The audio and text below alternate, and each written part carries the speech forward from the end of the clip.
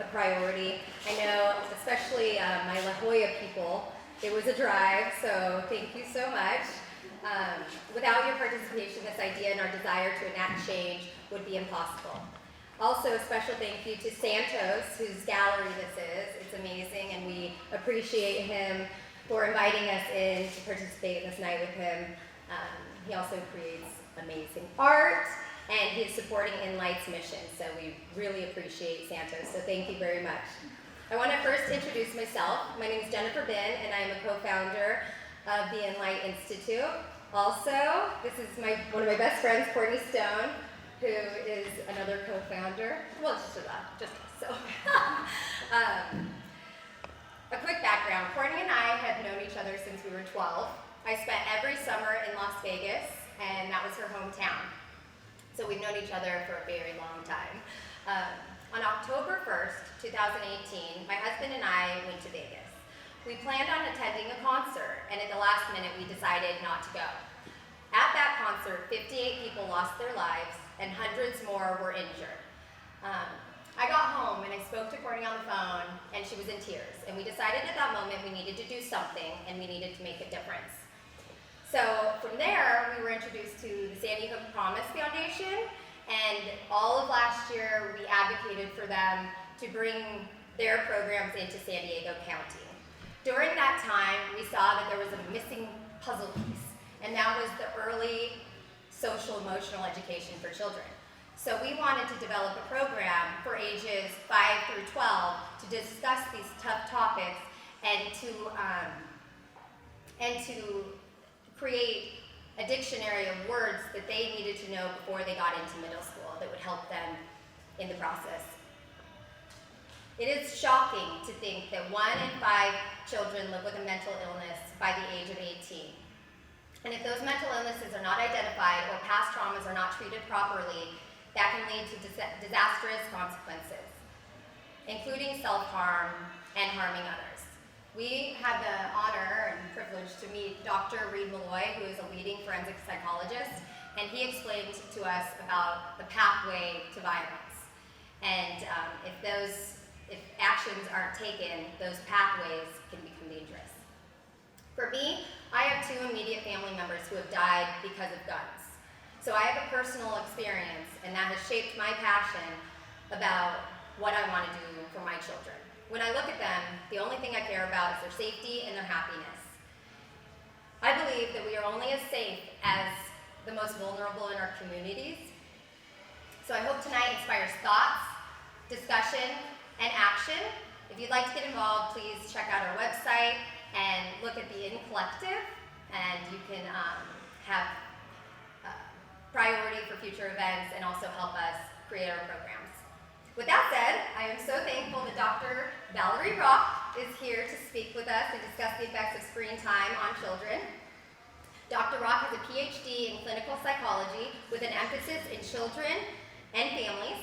She has spent over 20 years helping individuals overcome stress, anxiety, depression, and numerous other disorders. She has worked with school systems, hospitals, forensics, immigration, and family law, and has shared her vast knowledge of adolescence with NBC News and A&E. She's a great friend and an amazing human, and I'm so appreciative that she has graced us with her presence. But before you get to hear from the professional, I'm going to hand it off to Inlight's executive director, who just happens to be my husband, David Bin. And he's not practicing mindful technology. He'll just go off the cuff. Val's hiding back here, by the way, in case you wanted to know who Val was. Hey. Thank you, Jen, Courtney. Thanks, everyone, for coming. First off, I have to say how proud I am of my wife, Jen, and Courtney for getting this thing off the ground, and along with the board. All the work they've put in to getting to this point is amazing, and it's only just beginning. My time with the Chargers taught me about team, and not just the players, but everyone involved, the equipment staff, the coaches, the front office. Everyone needed to be successful as an individual for the team to succeed, and that's what Inlight strives to do, is make every individual successful. to support connection, encourage empathy, strengthen, did I already say connections? Motivate positive action. I think that's very important. And what they've done has been inspiring to me to encourage strengthening relationships with our schools, our communities, our city, our planet, to encourage people to be better. And I'm proud to be a part of this team, and I hope you all are too. And with that, I introduce Val Rock, who I'm excited to see in action. Up till this point, she's been at baseball games with two boys, bouncing back and forth with her dog Jasmine in tow. And it'd be a pleasure to see her in her professional capacity. Val?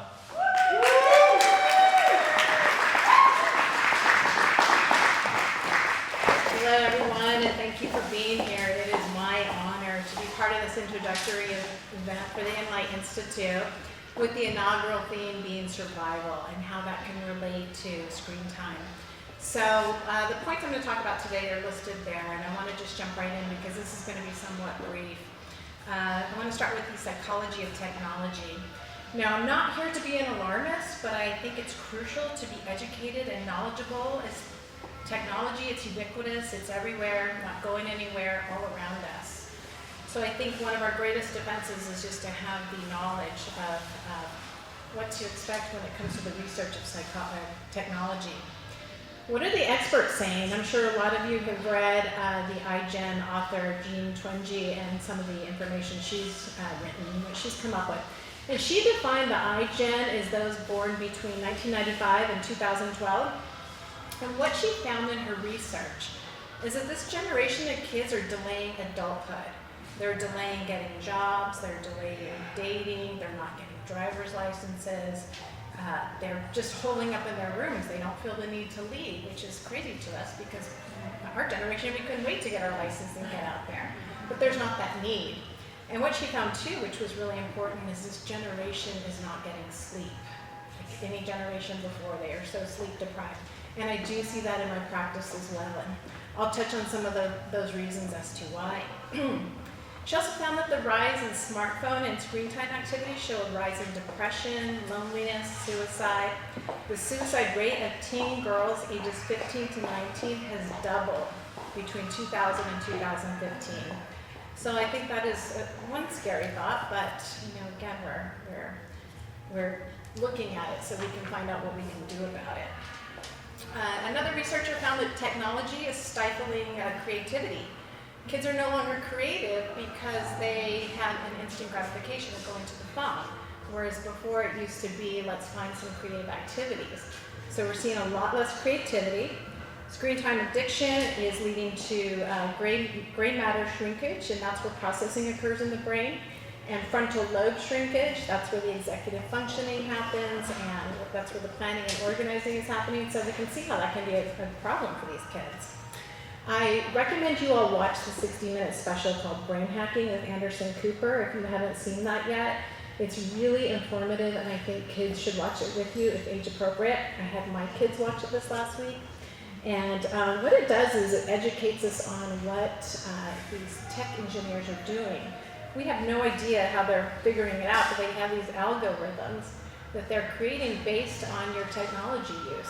So they see how your profile looks, and they are using it to create behavioral addiction.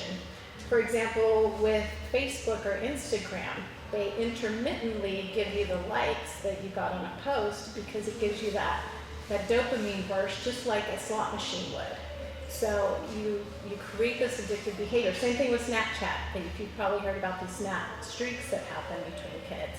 And they keep those going for months at a time to the point where if they leave for vacation, they'll give their friends their passcode so they can keep it going. And you can see how that can be problematic. So I think it's real important for kids and teens especially to see this, just to know what's happening and just to have the awareness. That's going to be one of the points I'll hit on later, is just awareness in general. Another point up there is do not demonize technology. It's around us And again, we have to sort of dance with it, like we would stress. And connection is key when it comes to relating with your kids on this. Power struggles occur when parents make the technology the enemy. Like some of those quotes that were put up there, because I'm sure some of you have heard those, right? So connect with your kids. Ask your kids the questions. You know, what is it that you like about this video game? What is it about this particular video that's interesting to you? That's how you can connect with them. Try and understand their interests on a deeper level and use it for dialogue. It's an opportunity for bonding and sharing your values. A couple weeks ago, my son, who's about to be 12 years old, came up to me and showed me a video. And just by the title alone, I thought, this probably isn't very good. It just said, why do we need school? So I thought it was going to be negative, but I watched it with him. And sure enough, it was a really compelling video about how schools are not always teaching to how kids learn. And to me, it really showed me how he was feeling. It validated his feelings, and he didn't have a way to communicate that to me. So I thought it was a great opportunity he took, and I was glad that I had no judgment after that. And I think it's real important to listen to what they're doing and look at the videos. So that's one way to connect. Open communication. Understand young people have different views than we do. Try and understand their views. You don't want it to be just a them versus us kind of view thing. I even asked my kids this morning, what is it about watching other people play video games that you like?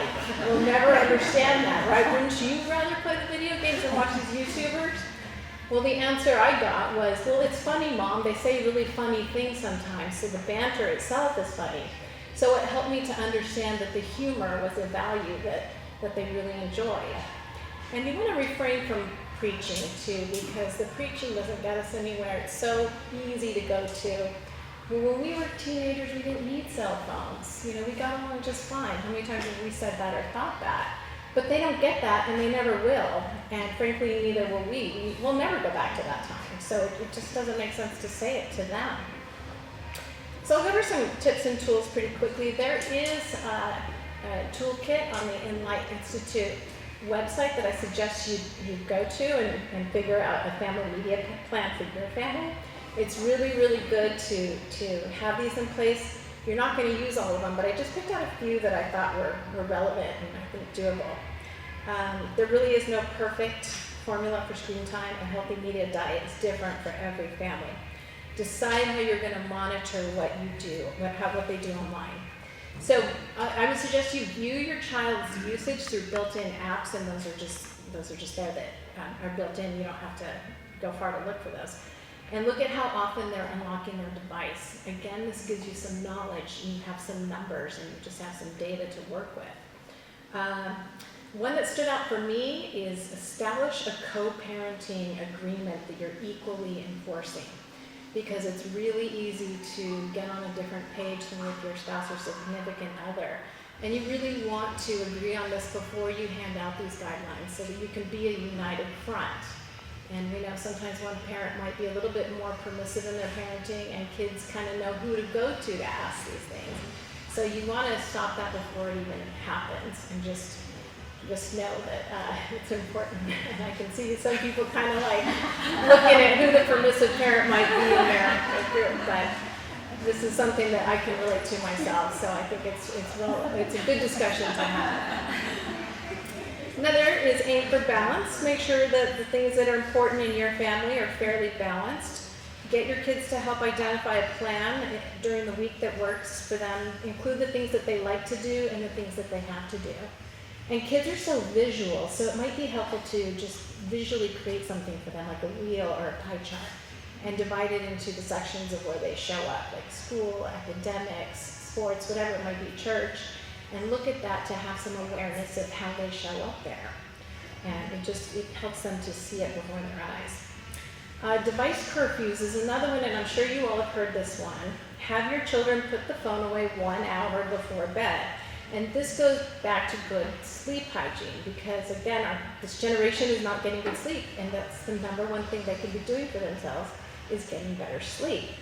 And with that, put the phone in a different room to charge. And I know there's so much pushback with this with kids. You know, it's my alarm clock is the number one excuse. And I understand that, but there's also different ways to wake up in the morning, and parents are more than happy to help you do that. So, again, kind of pick and choose some that might work for your family. If you start to implement some of these and stick with them, you'll be more successful. Other things, get to know the apps on your children's devices and get to know the friends, the followers, who are they interacting with online, know their names and know their alias names, because that could be a totally different thing when it comes to Fortnite as well. You want to regularly go through their devices, understand all the apps, make sure that they're appropriate. There are many monitoring apps out there to do so, but really the best way to monitor is their device in your hand. And with that, know all the passwords to every account. And you might get pushback on this one as well, but really, you need to remind them that having a device is a privilege and not a right. So that's helpful to, when you need to. And I have a contract here that I'm happy to share with people. It's a technology contract for when someone gets a new device, or just if you want to start something in the family. It was given to me by an internet safety consultant, and it really clearly defines all the rules. And you can switch it up to what works for your family. Let's see. You have device-free zones. Put them away during meal times, homework, conversations, while driving. And especially this is something you can model. I think it's frightening to think of our kids driving with something as distracting as a cell phone within arm's reach. So it is up to us to model that behavior. I had a patient in my office the other day who was telling me that she was so frightened because her mom constantly texts while driving. She felt so compelled to bring her in my office to tell her that. So they're really watching everything we're doing. Just complete stop before you're texting or using your phone. Sometimes I'll just hand the phone to my kids and say, text for me, and just don't touch it. Let's see. One other place too, and everyone can create their own places for device-free. I personally, the carpool is one for me, because I think that's a place you can get some rich information from kids. They talk with their friends and they're talking with you, and nothing's worse when you look in the rearview mirror and they're all put their nose in a phone. So that's one for me personally, but decide what works for you and your family. Okay, so as we move through this, again, I mentioned awareness and mindful technology use is what we really want to drive home with you parents today, because really our goal as parents is that we want them to be strong, resilient kids. And one of the principles behind that is to have them cultivate a very strong sense of awareness and an inner voice. And it's our jobs to help them do that. Have everyone in the family learn about their metacognition. And that's basically learning how your brain operates, how you think about things, how it works. So identify with your kids what activities are stimulating and which are calming and at what times of the day, so they have that awareness. Sometimes a hot shower for one kid might be calming, and for another it might just wake them up in the morning. So you kind of time that out for whatever works for you. You want to have conscious awareness of their technology, but also your technology. Ask yourself the question as you would ask them, how am I feeling after being on social media? Do I feel a mood shift here? What does my body feel like? Is my back aching? I asked my son yesterday, are your eyes hurting? They look a little glossy. Be aware of all your body and what it feels like. When we're aware, we have the power to decide, should I keep scrolling or should I put it down? So I can't stress that enough. And more than anything, the topic of modeling mindful technology, being self-aware is going to create a buy-in from your kids to talk about it in an open way. Looking at your own habits and how you model media use. Know your attention and intentions. Look at triggers and typical responses. How intentional are you about your technology? Are you constantly picking up the phone? Are you responding to every notification? Ask yourself these questions. And one simple tip is just to simply turn off the notifications, because it does create that cortisol response, which is the stress hormone. When a notification goes off, you feel like, I've got to get that right away. And for yourself, follow positive people on social media. I'm sure if some of you have teenagers, you follow each other. So you also want to be a positive influence on social media. check your behaviors. I had one patient who told me her mom would tally her likes and compare them to all of her followers and look at the trends. So that tells me that mom is sending her the message that popularity is very important, and these likes are a measure of her self-worth. So they listen to what we tell them, and it's a conscious or unconscious message, whatever it is, check yourself. Okay, so to bring it all together, when it comes to summer, obviously we have a lot more, there's, again, get on this media plan and figure something out for your family, but for everyone in the summer, we have a lot more hours with our kids. And it's important that we discuss this summer plan with our kids beforehand so there's no surprises. Empower them, let them know that you are letting them make decisions. So it looks different for every family. Tailor it to your own family. I know some weeks are going to be busier with vacations and with camps and whatnot, so have flexibility with that. But more than anything, if I had to suggest one summer activity, well, I would suggest make a list and just cross it off, get creative. I think we're so lucky to live in an environment where we can do a lot of things and relatively inexpensive if we really look for it. But the one thing I would suggest, if you can do as much as possible, is get out in nature this summer. Get out there and connect. There is so much research that shows the restorative value of connecting with nature. So, it doesn't have to be a whole full day hike. It can be as simple as an hour or two. Just get outside, breathe that fresh air. So, again, if you can just keep these things in mind, adopt one or two that you think might work for your family, and stick with it. And that's the key too, stick with it. Because if they see that certain days you're not, certain days you will, that's again like the slot machine, and they get the intermittent reinforcement. So you definitely want to set the tone for that. And at the end of the day, have fun, just enjoy it. It's going to be good to connect with your kids on another level and see what their technology is about, and just connect with friends as much as possible in person. And again, there's no magic bullet for this. It's a lot of trial and error. But if you can try to put together some kind of plan before summer and discuss it and be on the same page, you're going to be somewhat successful. So I wish you all luck, and I'm happy to talk more after. No, it wasn't the booze. And so this is basically cocaine. No, but I did like the connect with nature part and everything else. And thank you, Doc. Good job. Thanks, everyone, for coming out. Eat, drink. I think we have about 10 minutes left. You're welcome to stay as long as you want. There's donuts. The bar's still open. So thanks for coming. Enjoy yourselves.